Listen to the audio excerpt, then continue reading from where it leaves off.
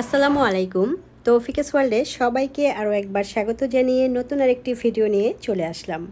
কাছেও দূরে, দেশ এবং দেশের বাহিরে যে যেখান থেকে বসে আমার আজকের এই ভিডিওটা দেখছেন, আশা করছি আল্লাহর অশেষ রহমতে অনেক ভালো আছেন। আমরাও ভালো আছি আলহামদুলিল্লাহ।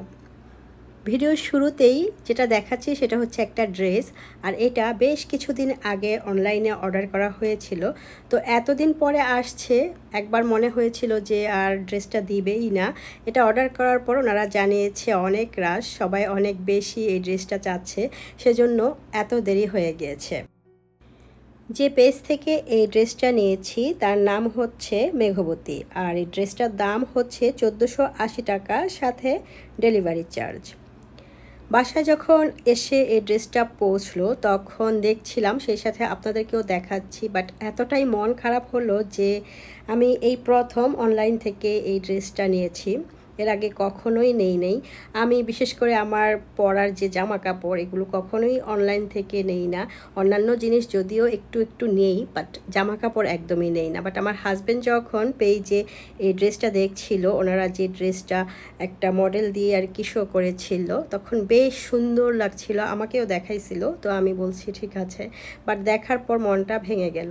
এই যে সালোয়ার নিচে কি যে কুচকে ছিল, দেখে কি বলবো, আর এত শখ করেই ড্রেসটা নিয়েছিলাম, বাট দেখার পর পুরো শখই একদম উড়ে গিয়েছে। এরপর আর কখনো মনে হয় না যে অনলাইন থেকে আর কি হাতে না ধরে ড্রেস নেব। তো এটাই আমার মনে হয় প্রথম এবং শেষ। বেসিক্যালি আমার হাজব্যান্ডই অনলাইন থেকে বেশি কেনাকাটা করতে চায় আর কি, তার অনুরোধেই আমি নিয়েছিলাম। তো দেখার পর সেও খুব নিরাশ হয়েছে। ওড়নাটা দেখার পর আরও মন ভেঙে গিয়েছে, মনে হচ্ছে একটা থান কাপড়ের মধ্যে একটু এমব্রয়ডারি করে দিয়েছে, আর এত কুচকানো ছিল, সব কিছুই যেন দেখে কেমন যেন লাগছিল। তো আমার মনে হয় অনেক দেরিতে ডেলিভারি করেছে, আর কারণ হচ্ছে ওদের কাছে তো জামা তৈরি করা ছিল না। যখন অর্ডার পেয়েছে তখনই আর কি এই ড্রেসটা ওরা তৈরি করে আমাদেরকে দিয়েছে আর কি, যারা এই ড্রেসের অর্ডার করেছে।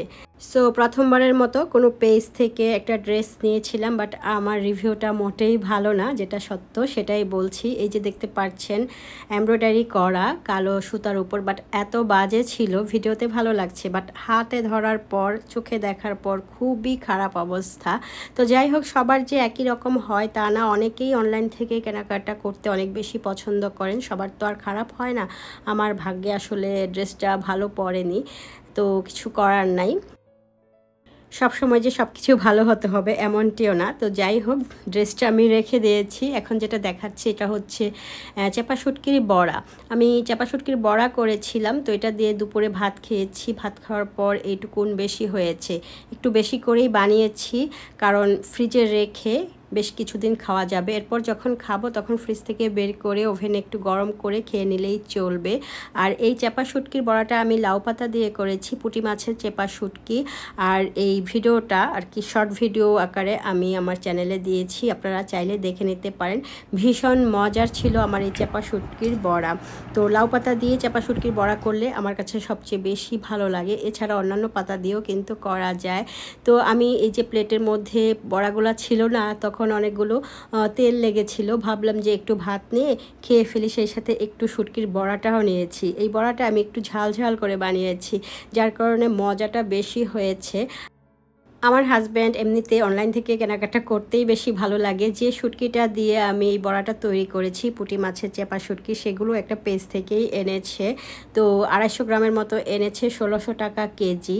তো বড়াটা বেশ সুন্দর হয়েছে, শুটকিটাও ভালো ছিল, দামে একটু বেশি হলেও শুটকির মানটা ভালো ছিল আর কি।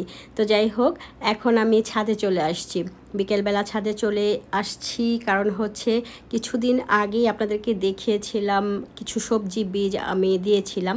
তো এর আগের একটা ভিডিওতে দেখেছি অল্প একদম ছোট হয়েছে, দেন আজকে দেখাচ্ছি যে আরও কিছু বড় হয়েছে আলহামদুলিল্লাহ। আর ওই যে পুঁইশাক গাছের যে ডাঁটগুলা দিয়েছিলাম, তো এর মধ্যে দেখতে পাচ্ছেন একদম ছোট পাতা বের হয়েছে, কচি পাতা বের হয়েছে।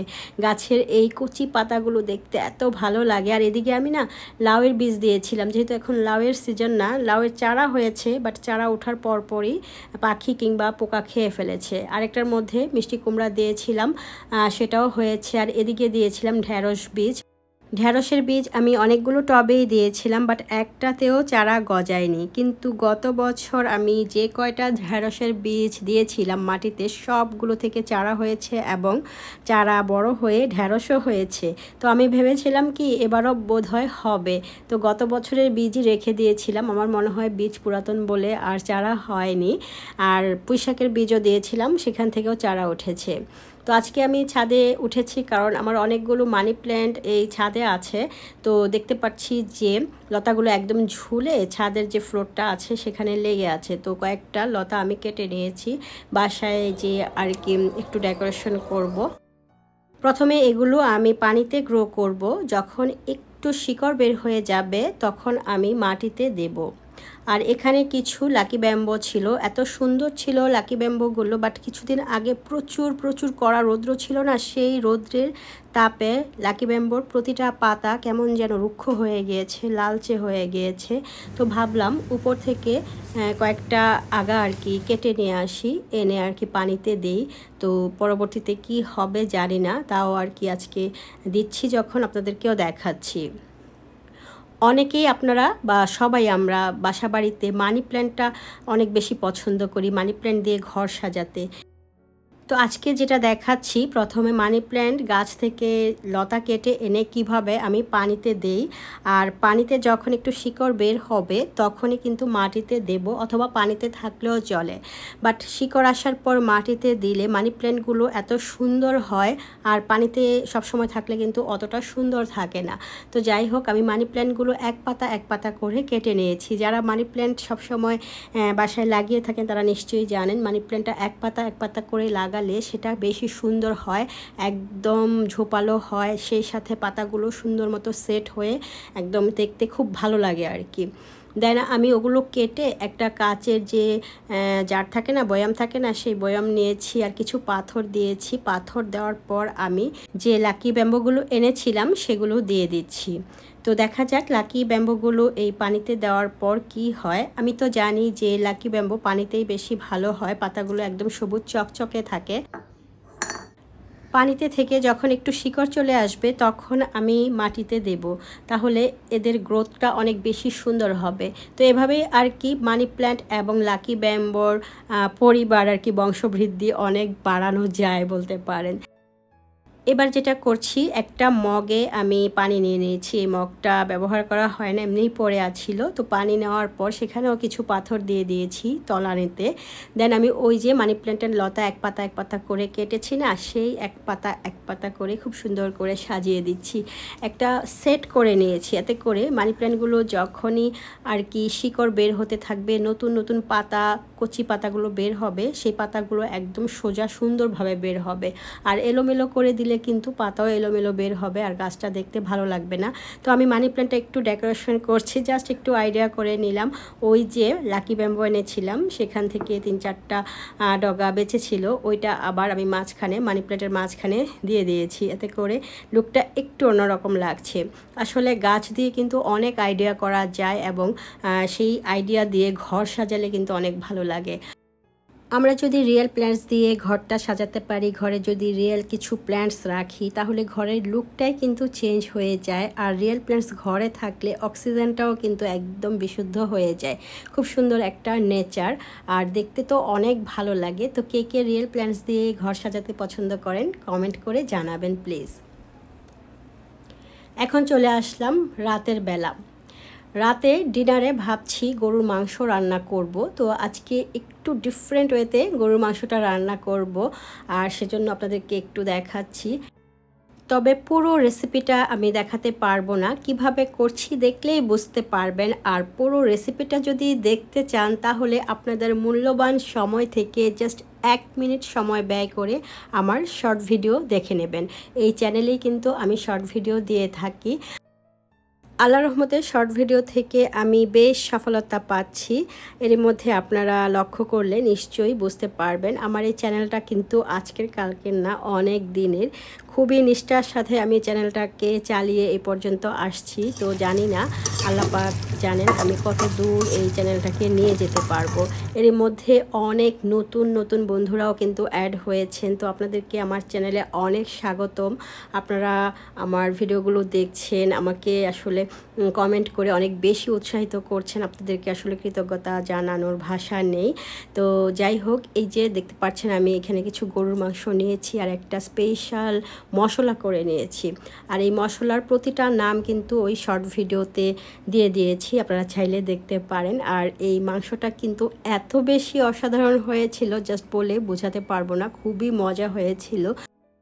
গরুর মাংসের এই রেসিপিটা কিন্তু টোটালি ডিফারেন্ট ছিল আর টেস্টটাও কিন্তু অনেক বেশি মজার ছিল।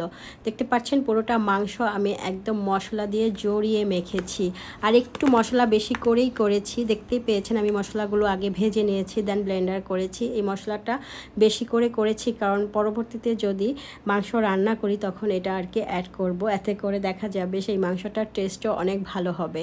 1 ঘন্টা কিন্তু আমি এই মাংসটা মশলা মেখে ঢেকে রেখে দিয়েছিলাম। আর মশলা মেখে এভাবে মাংস ঢেকে রাখলে না মাংসের টেস্টটা আরও অনেক গুণ বেড়ে যায়। তো আমি এখন কি করছি, একটা মাটির হাঁড়ি নিয়েছি আর কি মটকা নিয়েছি। মটকার মধ্যে আজকে এই মাংসটা রান্না করব। তো মটকা একদম কানায় কানায় পূর্ণ হয়ে গিয়েছে, মাংস আর মটকা একদম সমান সমান।